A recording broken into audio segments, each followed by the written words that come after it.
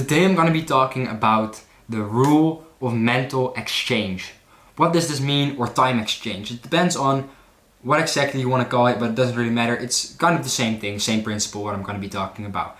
And what it means is basically the way you spend your time and how you can trade it to make yourself able to do more work if you find that you're having trouble with doing productive work. So without any stalling, without further ado, let's get straight into it. What you're gonna be doing, and what you've probably noticed, is that when you've done something, you always say, oh, I'm gonna first enjoy this so I can later do the work, or I'm gonna first do a quick game and then do the work.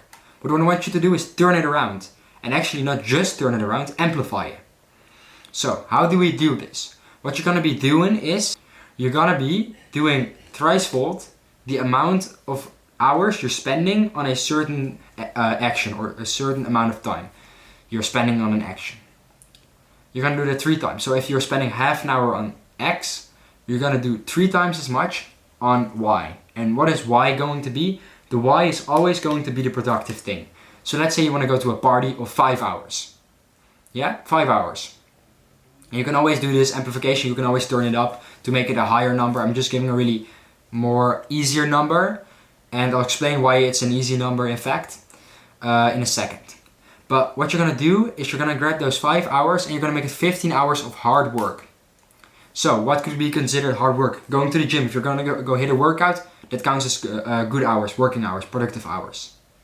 If you're spending time on school, for example, doing homework, I'll count that as well, because you're spending time on something which will help you. Because you need to do those anyway, so you should do them now and use them as your productive hours. And you can also spend them on your business, on not your job. That I don't count. Why don't I count your job? But spending time on yourself, your business, for example, if you have it. But you can also just learn guitar skills, for example. That also counts. But why not your job? Because your job is something you have to do anyway. It doesn't include all the extra hours you're putting in. I want you to amplify the amount of extra hours you're spending on productively.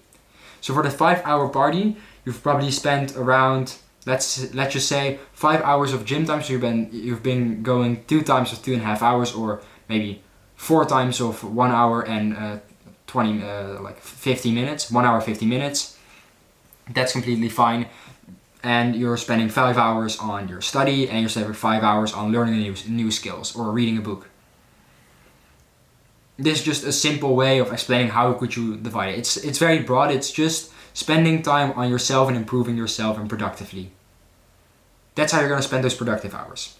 And then you've earned it. You've earned the right to go to that party of 5 hours. And you can actually enjoy it because you've done the hard work necessary to allow yourself. You're going to do achievements, kind of like that. You're going to earn rewards based on your actions. And it's not going to go to be the other way around, which is like, oh, I went to the party, so I'm going to do 15 hours. Because I've noticed that most of the time people don't listen to that. They will still just do the 5 hours and ignore the 15, which they have to put in. So do those before. And why does this amount of times 3 make sense? If you're going to a party once a week, that's 5 hours. That's 15 hours a week spent on just working productively. And that's not that much actually. You have an entire week to do 15 hours of productive work. Like go every single day to the gym and you're already way on track, and you're already finished with, depending on how much time you spend, on maybe 1/3. For example, you're going 1 hour a day for 5 days. You've already done 5 hours. So it's really easy to catch that amount and cash it out. But it's just to get yourself in a habit, and you're gonna use this on all your things. And that way, you know, okay, I want to game for 1 hour. Okay, let's do 3 hours of hard work. And that way, it gets you in a mindset of working hard to do the things you enjoy. And it gets you to do things which are important and hard first, before doing the things you enjoy.